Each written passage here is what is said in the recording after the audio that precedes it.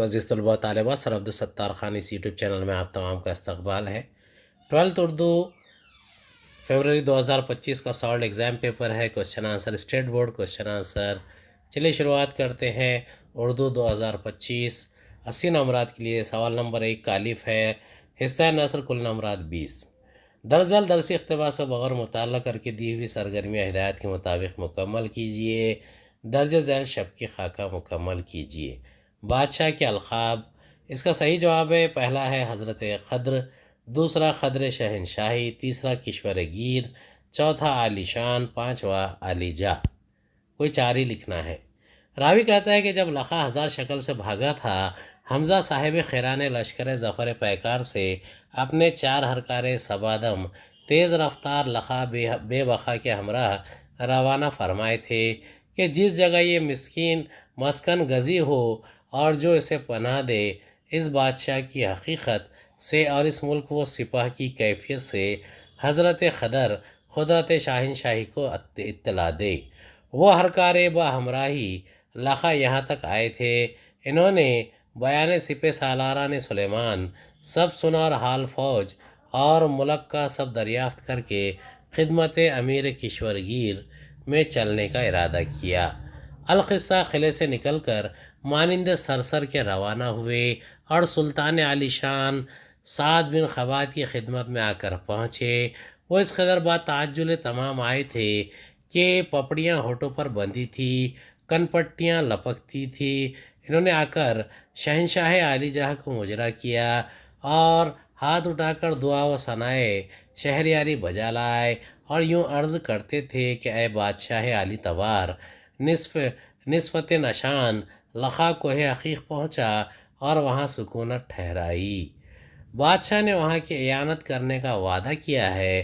باقی اور جو احوال کے ہرکاروں نے دیکھا تھا وہ سب من و ان مفصلاً گزارش خدمت سلطان عالی شان کیا۔ بادشاہ نے اسے اپنے سپہ سالار حمزہ صاحب خیرہ کی جانب دیکھا اور حکم دیا کہ پہلوان دوراں عادی کو بلاؤ اور پیش خیمہ کی طرف کوہ عقیق کے روانہ کرو۔ حسب ارشاد پلٹنے اور رسالے بکر و فر مرکب ہائے تازی پر سوار پیادے بے شمار کوچ کرنے لگے۔ بازار لشکر کی روانہ ہوئی۔ خیمہ خرگاہ اشتر و خاطروں پر بار ہوئے۔ دلاور مسلح و مکمل ہو کر چلنے پر تیار ہوئے۔ بادشاہ میں سرداران گرامی کے اور صاحب خیرہ میں عیاران نامی کے سوار ہو کر بہ رہبری اسی طرف چل نکلے۔ دوسرا ہے درج ذیل کے صحیح متبادل جواب تلاش کر کے لکھیے۔ حمزہ صاحب خیرہ نے لشکر ظفر پیکار سے روانہ کیے۔ دوسرا وہ اس قدر با تعجیل تمام آئے تھے کہ۔ تیسرا بادشاہ نے حکم دیا کہ۔ چوتھا قلعے سے نکل کر ہرکار جس طرف روانہ ہوئے۔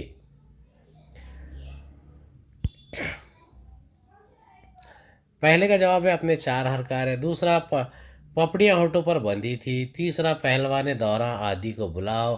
چوتھا سرسر۔ تیسرے کا جواب ہے جدید دور میں پیغام رسانی بہت آسان ہے، اس بارے میں اپنا خیال پیش کیجیے۔ اس کا جواب ہے جدید دور میں پیغام رسانی بہت آسان ہو گئی ہے۔ موجودہ دور میں ٹیلی فون، انٹرنیٹ، ریڈیو، ٹیلی ویژن، واٹس ایپ، فیس بک وغیرہ یہ تمام ذرائع ابلاغ کا استعمال کیا جاتا ہے۔ پہل نامہ بر کبوتر، خطوط نویسی اور ٹیلی گرام کا استعمال کیا کرتے تھے۔ جدید دور میں جدید مواصلات کے آلات کی وجہ سے خبر رسانی میں آسانی ہو جاتی ہے۔ بے درج ذیل درسی اقتباس کا بغور مطالعہ کر کے دی ہوئی سرگرمیاں ہدایت کے مطابق مکمل کیجیے۔ پہلا ہے خالی چوکون مکمل کیجیے۔ پہلا ہے صوبہ کانسو میں مسلمانوں کی آبادی، دوسرا مرکزی مسجد کے امام کا نام، تیسرا چین کا مکہ، چوتھا شہر لنشا میں مساجد کی تعداد۔ صحیح جواب ہے پہلے کا جواب ہے 12 لاکھ سے زائد، دوسرا شیخ یونس یان سن، تیسرا شہر لنشا، پانچواں 1715۔ صوبہ کانسو میں 12 لاکھ سے زائد مسلمان آباد ہیں اور پورے صوبے میں تقریباً 1200 مسجدیں ہیں۔ یہاں کی مرکزی مسجد میں جو دریائے زرد کے کنارے واقع ہے، دینی تعلیم اور ائمہ کی تربیت کا ایک مدرسہ بھی ہے۔ اس مسجد کے امام اور مدرسے کے سربراہ شیخ یونس یانسن ایک نورانی صورت بزرگ ہے، تکلف کے ساتھ عربی بولتے ہیں اور وضع خطا سے لے کر انداز و ادا تک میں سلف صالحین کا نمونہ ہے۔ صوبہ کانسو کے پورے سفر میں وہ ہمارے ساتھ رہے۔ اثناء سفر ان سے بہت سی معلومات حاصل ہوئی۔ صبح سویرے ہم کانسو کے ایک اور شہر لنشا کے لیے روانہ ہوئے، جس میں آبادی کی اکثریت مسلمان ہے، اس لیے اسے چین کا مکہ کہا جاتا ہے۔ یہاں مساجد کی تعداد 1715 ہے اور مسلمانوں کی آبادی 52% بتائی جاتی ہے، لیکن آخر کا اندازہ یہ ہے کہ مذہب کی بنیاد پر مردم شماری نہ ہونے کی وجہ سے یہ اعداد و شمار پوری طرح صحیح نہیں ہوں گے، اور غالباً یہاں مسلمانوں کی آبادی کا تناسب 52% سے کافی زیادہ ہوگا، اس لیے کہ راستے میں جتنے دیہات ہمارے سامنے آئے، ہر جگہ مسلمانوں کی تعداد بہت نمایاں محسوس ہوئی۔ اگلا دن چین میں ہمارے قیام کا آخری دن تھا۔ صبح کے وقت کوئی باقاعدہ مصروفیت نہیں تھی، اس لیے ہم بازار چلے گئے۔ یہ بیجنگ ہوٹل کے قریب بڑا خوبصورت اور بارونق بازار تھا۔ کئی منزلہ ڈپارٹمنٹل اسٹور دور تک پھیلے ہوئے تھے۔ ہر اسٹور میں خریداروں کا اتنا ہجوم تھا کہ کھوے سے کھوا چھل رہا تھا۔ ہر جگہ اشیاء کی قیمتیں متعین تھیں اور مول بھاؤ کا کوئی سوال نہ تھا۔ زیادہ تر چینی مصنوعات تھی، لیکن کچھ اشیاء جاپان، ہانگ کانگ وغیرہ کی بنی ہوئی بھی بک رہی تھی۔ دوپہر کو چائنا مسلم ایسوسی ایشن نے سنکیانگ کے ایک مسلم ریسٹورنٹ میں الوداعی ظہرانہ دیا تھا۔ میزبانوں کا کہنا تھا کہ آپ سنکیانگ نہ جا سکے تو کم از کم اہل سنکیانگ کے ریسٹورنٹ میں ان سے ملاقات کر لے۔ ریسٹورنٹ کے لوگوں نے بڑی محبت سے کھانا کھلایا۔ ان کے کھانے ہمارے ملک کے کھانوں سے کافی مشابہ تھے۔ ایک ہفتے بعد کھانوں میں ملک کی خوشبو نظر آئی۔ یہاں سے خیامگاہ پہنچ کر فوراً ہی ہم واپسی کے لیے ایئرپورٹ روانہ ہو گئے۔ درج ذیل سرگرمی کے جوابات ایک جملے میں لکھیے۔ تیسرا، سفر وسیلہ ظفر، اس بارے میں اپنے خیالات تحریر کیجیے۔ پہلے کا صحیح جواب ہے 52% سے کافی زیادہ ہوگی۔ دوسرا، میزبانوں کا کہنا تھا کہ سنکیانگ نہ جا سکے تو کم از کم اہل سنکیانگ کے ریسٹورانوں میں ان سے ملاقات کر لے۔ تیسرے کا جواب ہے، کسی نے صحیح کہا ہے کہ سفر با وسیلہ ظفر پدرم سلطان بدھ کے مانند کے بیان نہ کرے، بلکہ سفر اختیار کر کے دنیا گھوم کر، شہر ملک گھوم پھر کر نئے تجربات حاصل کرنے کے بعد کچھ عرصہ بعد جب دوبارہ زندگی میں ان کا استعمال بھی بتاتی ہے تو سفر کرنے کے بعد کچھ زندگی میں جو حاصلات کو بہت بہتری میں گزاری جا سکتی ہے۔ درج ذیل غیر درسی اقتباس کا بغور مطالعہ کر کے دی ہوئی سرگرمیاں ہدایت کے مطابق مکمل کیجیے۔ درج ذیل سرگرمی مکمل کیجیے۔ ای کچرا حاصل کرنے والے ممالک۔ صحیح جواب ہے Hindustan, Pakistan, Hong Kong, Singapore, Vietnam.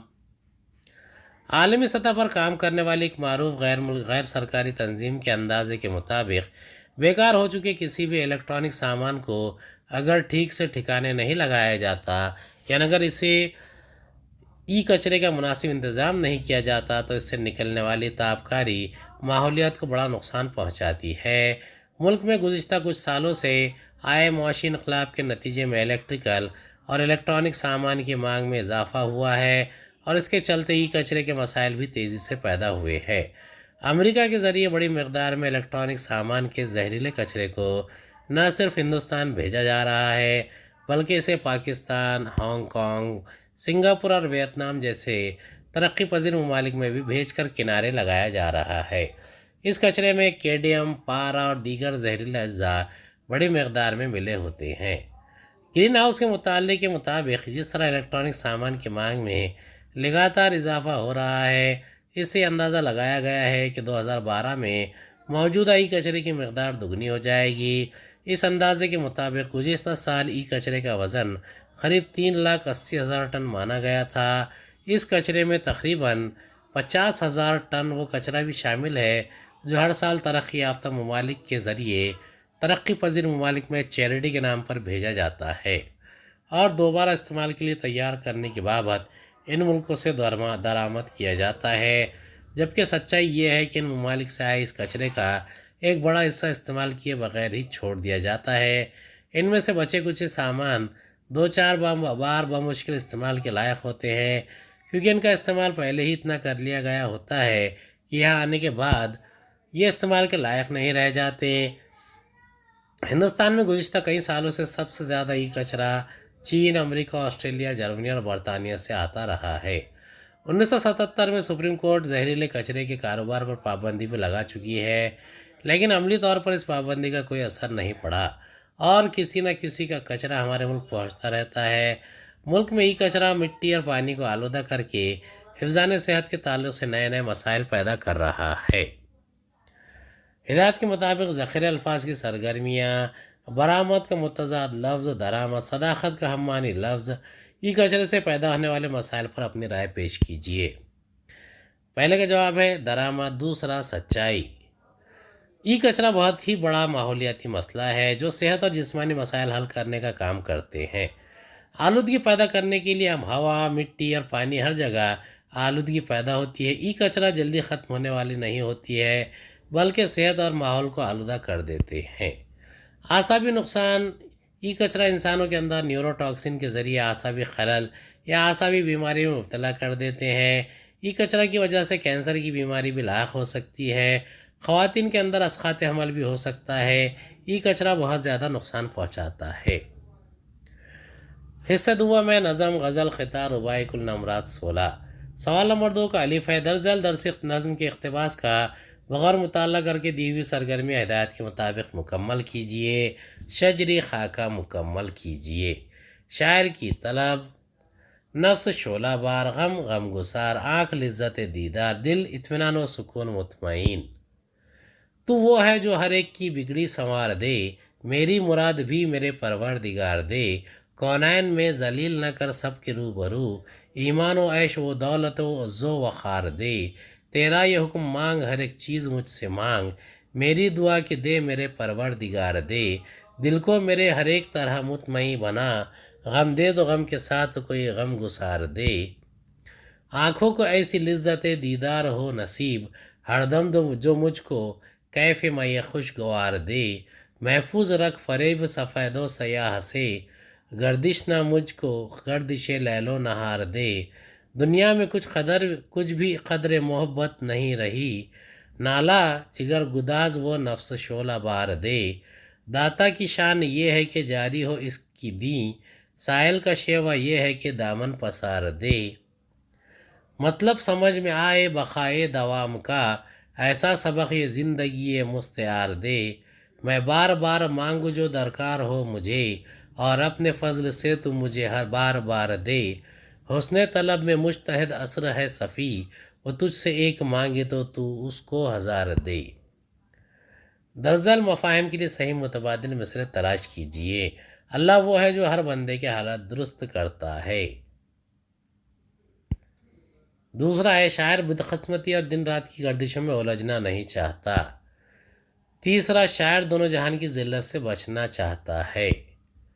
چوتھا مانگنے والے کا طریقہ یہ ہو کہ وہ اپنا دامن رب کے بارگاہ میں پھیلائے رکھے۔ پہلے کا جواب ہے تو وہ ہے جو ہر ایک کی بگڑی سوار دے۔ دوسرا گردش نہ مجھ کو گردش لیل و نہار دے۔ تیسرا کونین میں ذلیل نہ کر سب کے روبرو۔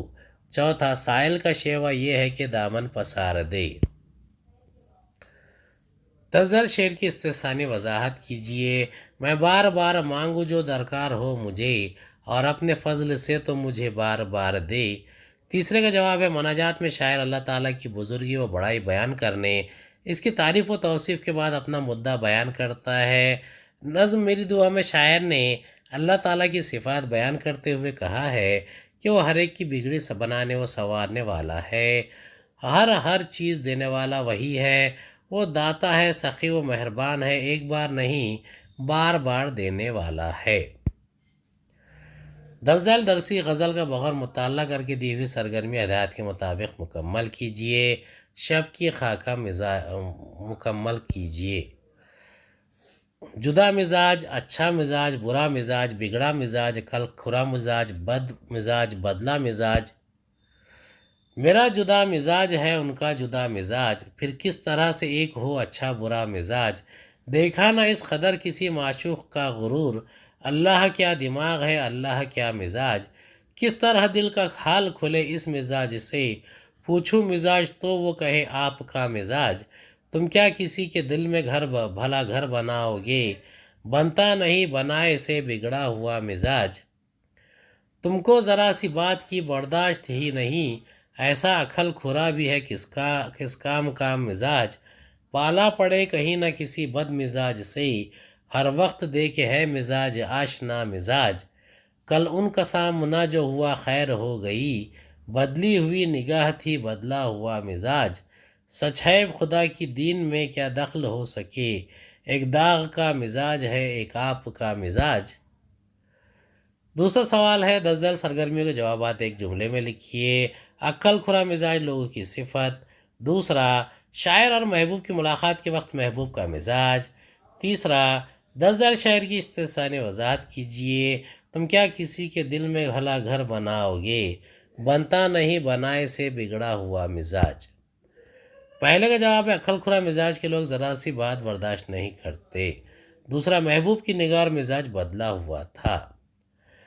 تیسرے کا جواب ہے دوست کے دل کی حال و کیفیت کسی صورت ظاہر ہو نہیں پاتی، اس کے لیے سب سے کارگر ذریعہ مزاج پرسی کا ذریعہ ہے، لیکن یہاں وہ بھی ناکام ثابت ہوتا ہے۔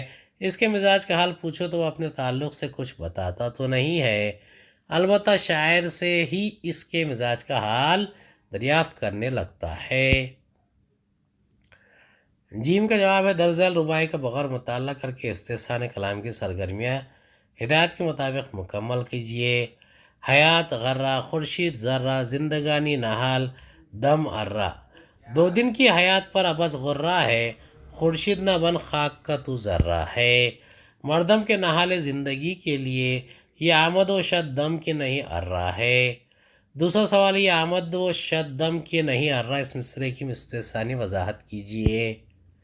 زندگی پل پل موت کی سمت بڑھتی ہے، یہ آتی جاتی سانسیں انسانی جسم کے لیے زندگی کی حیثیت نہیں رکھتی، بلکہ اس جسم کو قسطوں میں اس طرح ختم کر رہی ہے جیسے آری درخت کو بتدریج کاٹتی ہے۔ حصہ 3 اضافی مطالعہ، کل نمبرات 12، سوال نمبر 3 کا الف ہے۔ اقتباس کی روشنی میں شب کی خاکہ مکمل کیجیے۔ عصمت جاوید کا حلیہ، جسم توانا، بیضوی میانہ گورا۔ ڈاکٹر شیخ عصمت جاوید 2 اگست 1922 کو پونا میں پیدا ہوئے۔ ان کے والد عبدالباقی صوم و صلاتہ کے پابند تھے۔ ان کے والد کے چچا سلیم اللہ کے نام پر ان کا نام عصمت اللہ رکھا گیا۔ ڈاکٹر عصمت جاوید کی 2 لڑکیاں اور 1 لڑکا ہے۔ عصمت جاوید شیخ کا رنگ گورا، قد میانہ، جسم توانا، چہرہ بیضوی، گول مٹول شخصیت، کسی زمانے میں سر پر بال رہے ہوں گے۔ آخری عمر میں سر بالوں سے بے نیاز ہو گیا تھا، اس لیے بالوں نے گالوں پر ڈیرا ڈالا ہوا تھا۔ جوانی میں مونچھ اور کلینچ ہوئے، آنکھیں بڑی بڑی، ناک کھڑی، دانت جمے ہوئے مگر خدرے اٹھے ہوئے تھے۔ پان کی شوق نے ان کا رنگ روپ بگاڑ دیا تھا۔ کھانے پینے اور پہننے اوڑھنے کے شوقین تھے۔ لباس، بشرٹ، پتلون، خاص موقعوں پر کوٹ، ٹائی، مفلر، جیکٹ وغیرہ آواز شخصیت سے میل نہیں کھاتی تھی۔ نماز کی پابندی پیشانی پر لکھی تھی، روزے کی پابندی کبھی ان کے توانا جسم پر اثر انداز نہیں ہوئی۔ عصمت جاوید بہت پڑھے لکھے آدمی تھے، چونکہ اورنگ آباد کو وطن ثانی بنا چکے تھے، اس لحاظ سے اورنگ آباد کے لیے جو نام باعث افتخار ہے ان میں ان کا نام بھی شامل ہے۔ ان کے ہم عصروں میں ایسا کوئی نہیں ہوگا جس نے ان سے استفادہ نہ کیا ہو، سبھی ان کی عزت کرتے تھے، ان کی قابلیت کے دل سے قائل تھے۔ کباڑی پورے میں واقع ان کے دولت کدے کا نام پھول بند تھا۔ غریب خانہ جاوید بے نواحی صحیح نہیں، مقام سکوں کوئی پھول بن کی طرح۔ اورنگ آباد دکن کی اردو ادب کے لیے زرخیز زمین اور یہاں کی ادبی خوشبو سے معطر فضا۔ ڈاکٹر عصمت جاوید شیخ کی پہلی کتاب فکر پیما جو 1971 میں شائع ہوئی کی اشاعت کا سبب بنی، پھر ان کی کتابوں کی فہرست میں 25 کتابیں درج ہو گئی۔ صحیح متبادل جواب تلاش کر کے لکھیے۔ ڈاکٹر عصمت جاوید کی کل اولاد، ڈاکٹر عصمت جاوید کے رنگ روپ بگڑنے کی وجہ، عصمت جاوید کا وطن ثانی، ڈاکٹر عصمت جاوید کی پہلی کتاب۔ اس کا جواب ہے، پہلے کا جواب ہے 3، دوسرا پان کا شوق، تیسرا اورنگ آباد، چوتھا فکر پیما۔ تیسرا سوال ہے، لباس کسی شخص کی مکمل شناخت نہیں ہے، ذاتی رائے لکھیے۔ اس کا جواب، بے شک لباس کسی شخص کی مکمل شناخت نہیں ہوتی ہے۔ اگر کسی انسان کو جاننا ہو تو اس کے باطن کو جاننا ضروری ہے۔ ہر انسان کو اچھے اور برے کی تمیز ہوتی ہے۔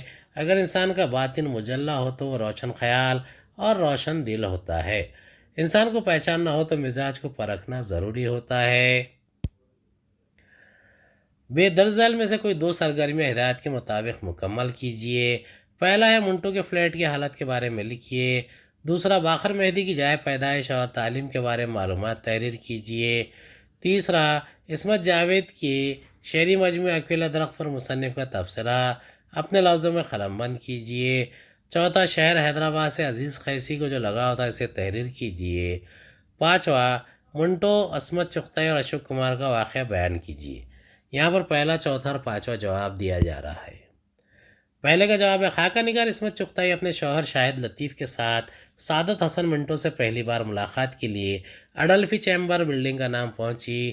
سیڑھیاں چڑھتے ہوئے وہ تذبذب میں مبتلا تھی کہ جس شخص کا سامنا ہونا ہے وہ نیا تو تھا ہی، لیکن ادبی دنیا کا منفرد اور ممتاز فرد بھی تھا۔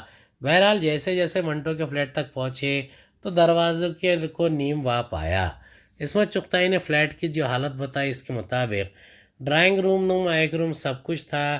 کیا ڈرائنگ روم اور کیا بیڈ روم۔ کمرے میں ایک کونے میں صوفہ سیٹ تھا، دوسری طرف ایک بڑا سا سفید اور صاف پلنگ پڑا تھا۔ کھڑکی سے لگ کر ایک میز تھی جس پر کتابیں اور ڈھیر ساری چیزیں لدی ہوئی تھی، اور میز کے سامنے ایک بڑی سی کرسی تھی۔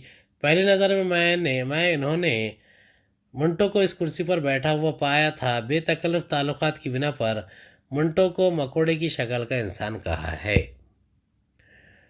فلمی دنیا کا ایک دور وہ تھا جب فلموں میں رول کرنے والے اداکار اور فلم سازی میں حصہ لینے والے دیگر افراد کسی ایک فلم کمپنی سے وابستہ ہوتے اور اس کے مستقل ملازم کی حیثیت سے کام کرتے تھے۔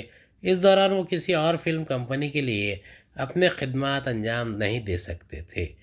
منٹو بھی فلمستان ایک فلم کمپنی جس کے مالک ششیدھر مکھرجی تھے کے مستقل رکن تھے اور حوصلہ مند بھی۔ دیگر ادیبوں و شاعروں کی طرح وہ بھی مدح سرائی کے طالب تھے۔ فلم 8 دن کامیاب نہیں ہوئی، اس وجہ سے مکھرجی صاحب سے اشوک کمار کے معاملے میں کچھ انبن ہو گئی اور وہ فلمستان چھوڑ کر اشوک کمار مشہور فلم اداکار کشور کمار کے بڑے بھائی کے ہمراہ بمبئی ٹاکیز سے منسلک ہو گئے۔ اشوک کمار ان کے پسندیدہ اداکار ہیرو تھے، حالانکہ مکھرجی اشوک کمار کے بہن بھائی تھے۔ پھر اسی فلم کمپنی کے سیناریو ڈپارٹمنٹ میں عصمت چغتائی کو 1 سال کے لیے کام دلوا دیا۔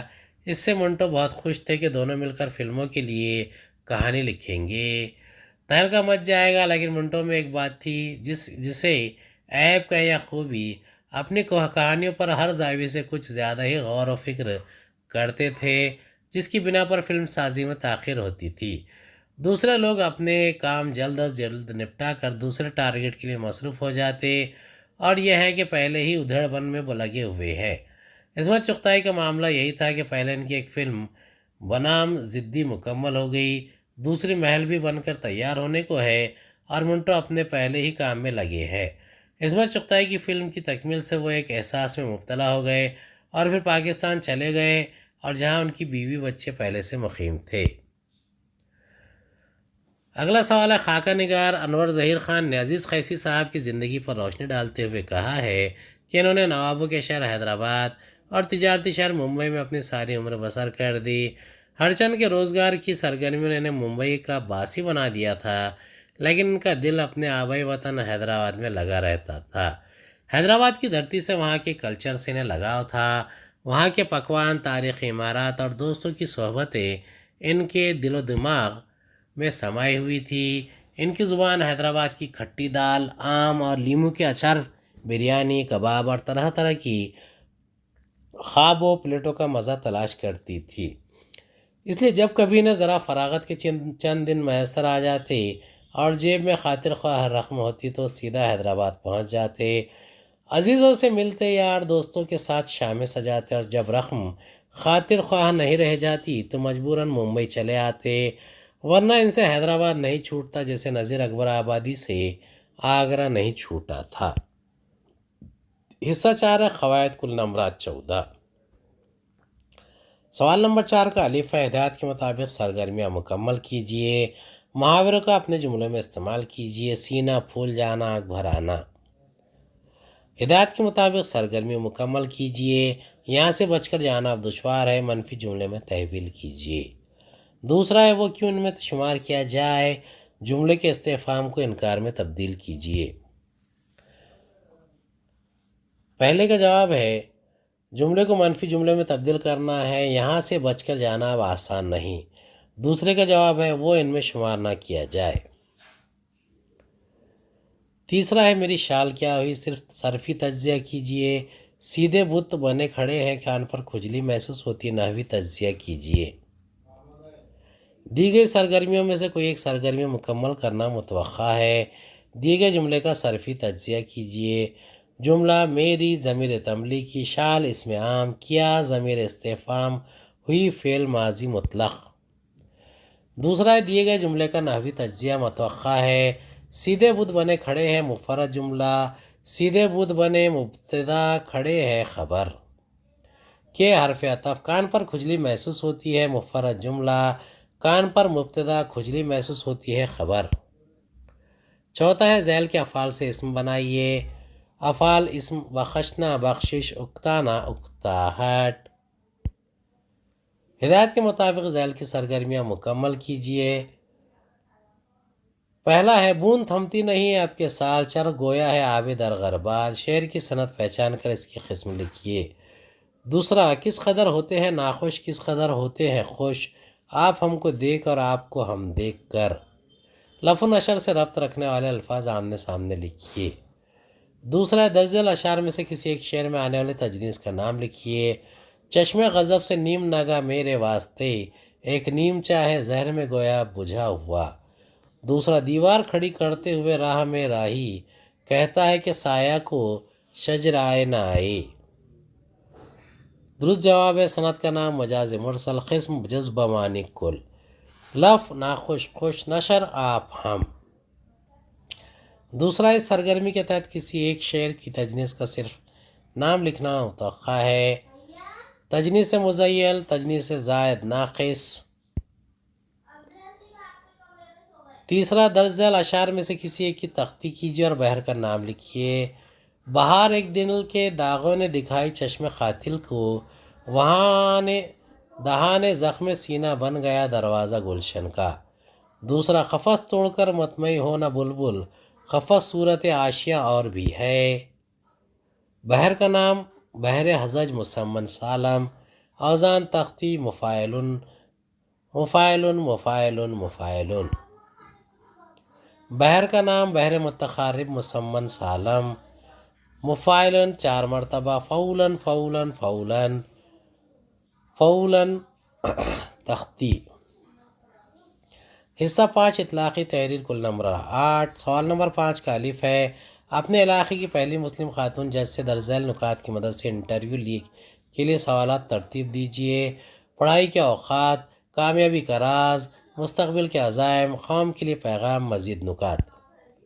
آپ کا نام کیا ہے؟ آپ کی تعلیم کہاں حاصل کی؟ آپ کو کن لوگوں کا تعاون حاصل رہا؟ اعلیٰ تعلیم حاصل کرتے وقت پڑھائی کے اوقات کیا تھے؟ کیا پڑھائی کے لیے نظام الاوقات تیار کیا تھا؟ آپ کی کامیابی کا راز کیا ہے؟ آپ کو اعلیٰ قانونی تعلیم حاصل کرنے کے لیے کون اثر انداز ہوئے؟ آپ قانونی کارروائی اور تبدیلی سے کیسے منسلک رہی؟ آپ کے لیے کامیاب منصف کے پاس کون سے اثر انداز ہونے والے خوبیاں ہونے چاہیے؟ آپ کے مستقبل کے عزائم کون سے ہیں؟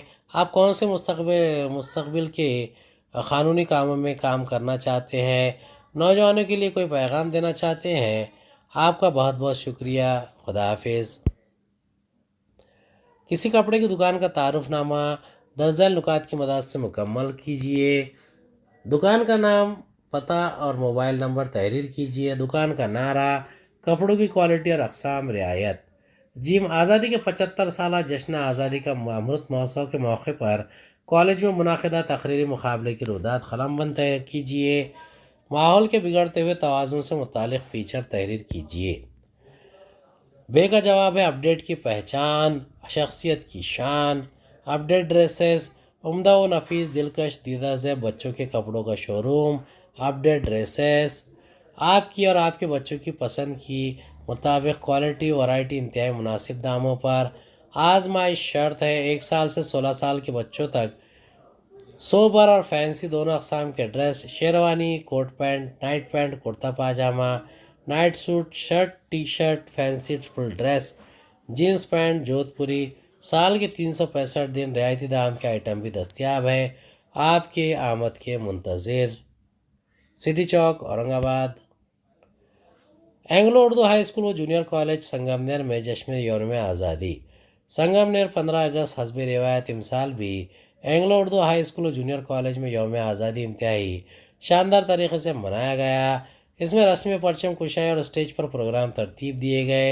سب سے پہلے صدر انجمن شیخ غنی صاحب کے ہاتھوں ترنگا لہرایا گیا۔ بعد ازاں اسٹیج پر پروگرام کا آغاز تلاوت کلام مجید سے ہوا۔ طلباء نے حمد و نعت مترنم آواز میں پیش کیے۔ اسکول اعزاز کے ہیڈ ماسٹر محترم اقبال غفور سر نے تعارفی و استقبالیہ کلمات کی ادائیگی کی۔ انصاری رئیس سر نے اغراض و مقاصد پر روشنی ڈالی۔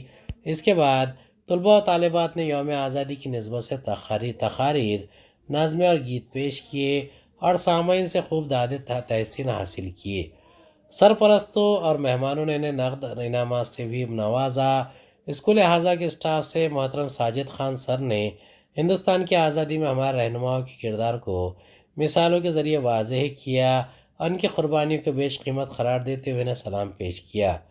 رکن انجمن محترم عبداللہ چودھری صاحب نے سارے ہندوستانیوں کو یوم آزادی کی مبارکباد پیش کرنے کے بعد فرمایا کہ ہمیں یہ آزادی آسانی سے حاصل نہیں ہوئی ہے، اس کے لیے ہمارے رہنماؤں نے بڑی جاں فشانی سے کام لیا، یہاں تک کہ اپنی زندگیاں داؤں پر لگا دی۔